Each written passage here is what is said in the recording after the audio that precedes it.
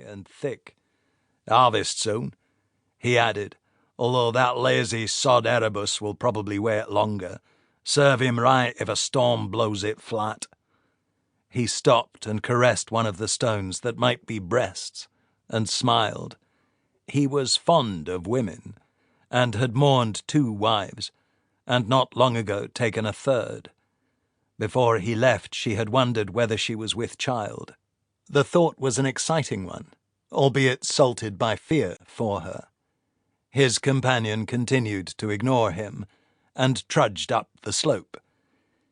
He wore an iron helmet with deep and wide neck guard, broad cheek pieces, and a high transverse crest of feathers which made him look taller.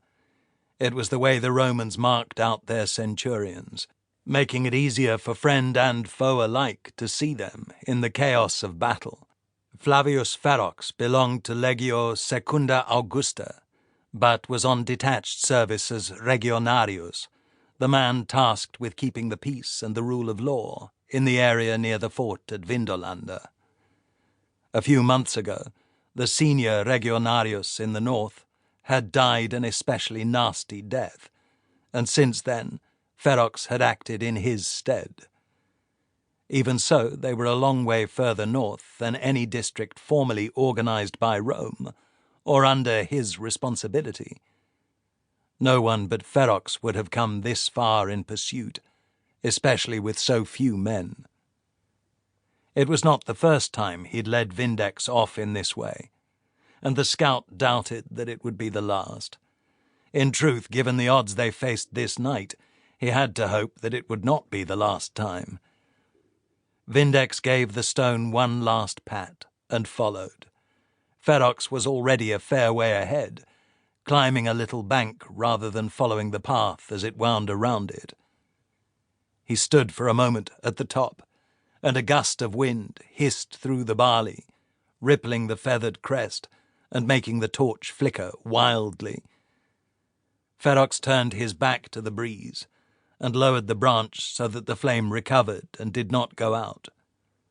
The wind slackened, and once he was sure that the torch was burning well, the centurion looked past the muttering scout, down into the valley floor.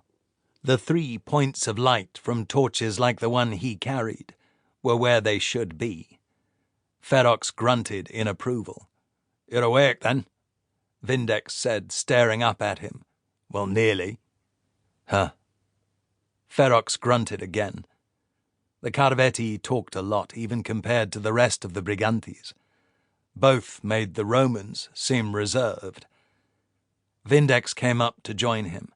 "How are they supposed to hold a torch and blow a horn at the same time?" he asked. "Can you tell me that, centurion?" The wind gusted again, and Ferox turned and leaned over to protect the flame. He ignored the question because it was one of many he could not really answer. They had begun the chase 3 days ago. One of the scouts dropped out early on when his horse became badly lame. The day before last, their quarry met a lone rider, who then rode off to the east while the others continued north, and Ferox had sent another scout and one of his Roman troopers after whoever this was. The scout was not a true fighter, and the soldier a big Tungrian, who would get lost inside a fort if left on his own, so the two would together make one capable man. The tracks suggested the fugitive was small, perhaps a youth, so hopefully the two should manage if they caught up, although anyone willing to meet the men they were chasing was bold at the very least. That was one more mystery in the bigger mystery, and Ferox was not sure why he wanted that lone rider caught, save that he did not like loose ends. This whole business was odd, and something told him that it mattered, and that nothing was quite what it seemed, so he had listened to his instincts, and told them to bring the rider back, alive or dead, with everything he carried.